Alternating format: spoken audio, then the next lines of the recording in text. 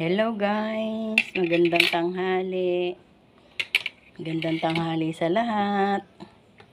Magandang tanghali, Irie. Ito na yung aking inihaw na tilapia ngayon.